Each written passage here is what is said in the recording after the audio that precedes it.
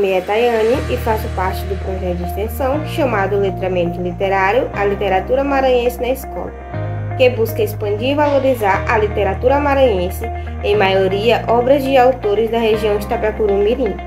Agora vamos conhecer um pouco sobre o objetivo e a metodologia do projeto.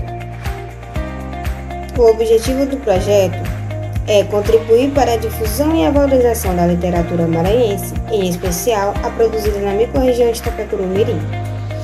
A metodologia é através de exposições e discussões de texto literário de autores exponenciais locais, junto a estudantes de escola pública e a comunidade local. A nossa equipe é formada por mim, Tayane Goulart, o Matheus da Silva, a Ana Luísa Martins, com a orientação da professora doutora Tânia Lima. Aqui temos uma imagem. A princípio, o que vocês acham dela?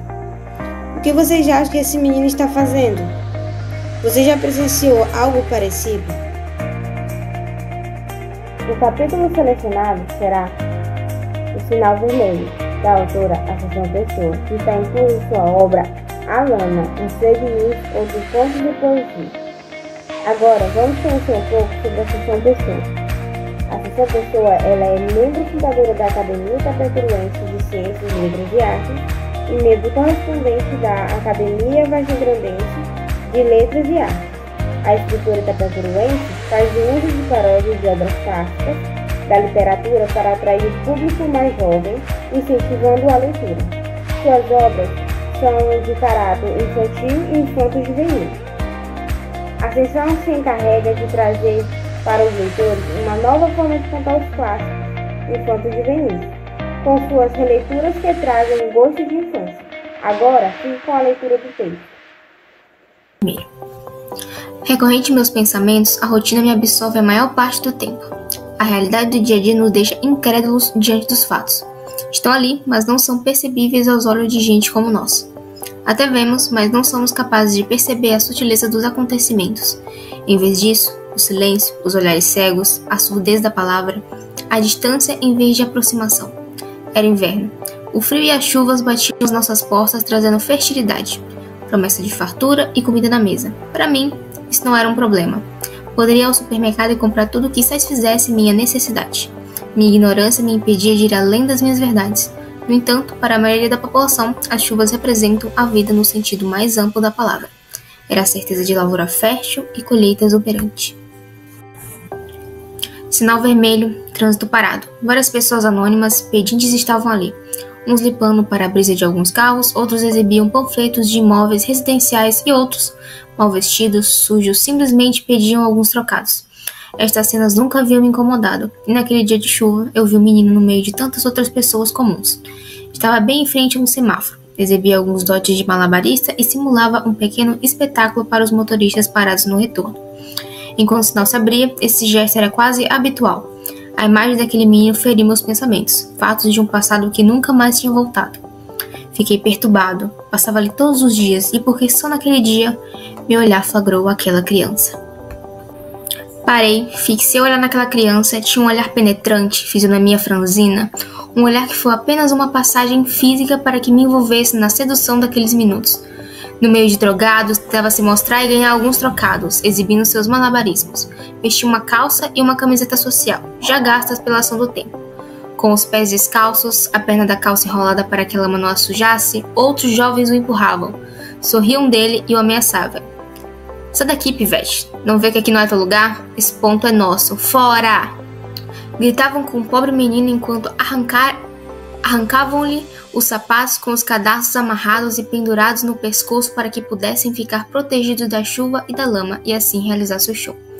Não sei o que me deu, mas aquele olhar penetrante me impulsionou a sair do conforto do meu carro e caminhar em direção a ele. Ainda tirei o cinto de segurança do carro de meu corpo, abri a porta, mas parei. O medo tomou conta de mim, voltei a travar a porta do carro e recolocar o cinto. Naquele dia, mesmo com chuva, estavam todos lá. A nata dos drogados e aquela criança, ali sufocada, corria para um cantinho, conferindo os trocados que por fim ganhara. Fitei-o bem. Não parecia ser igual aos outros, afinal era só uma criança, no meio dos gigantes, do crack. O crack, como a maconha, cocaína e outras misturas alucinógenas, é um problema social.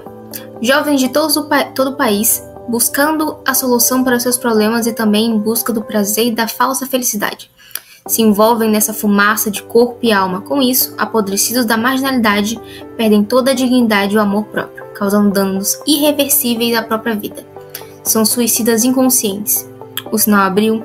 Estava tão perplexo que não percebi. Quando vemos essas imagens e a percebemos, logo nosso íntimo faz com que suspeitemos de nós mesmos, da nossa capacidade e de se incomodar e de irmos tão longe ao desafio para mudarmos essa realidade. Fazem-nos admitir que também somos responsáveis por estas e outras situações do dia a dia.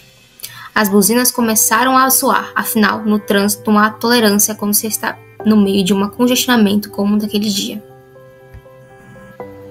Voltava do trabalho. Era uma quarta-feira cheia. Tinha atendido todos os meus pacientes.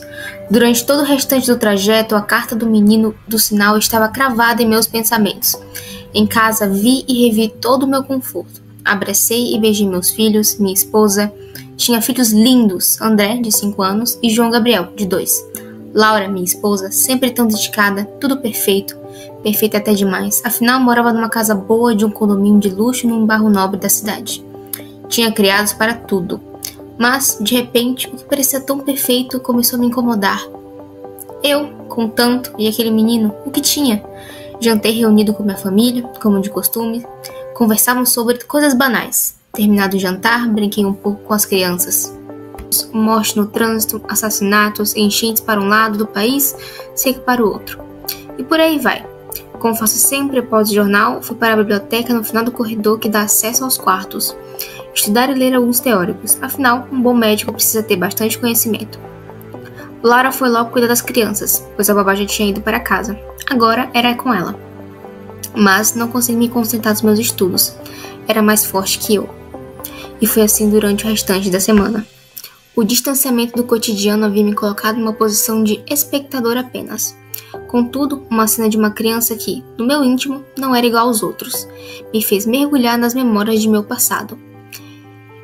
Me penetrar por passagens esquecidas e trazer à tona realidades vividas. O espelho dessas imagens misturadas às imagens dessas tragédias humanas só serviram para atestar a intolerância, o absurdo, a fragilidade e o descaso com relação a essa gente. Esse menino provocou em mim indignação e revolta comigo mesmo e a possibilidade de recomeçar e melhorar-me como um ser humano. Esse conto conta a história de um médico que se comove com a situação de um menino que ele vê no trânsito. Se você fosse ele, o que você faria? Você já se encontrou em alguma situação parecida? Você gostou desse conto? De qualquer forma, obrigada pela atenção e até o próximo vídeo. Tchau!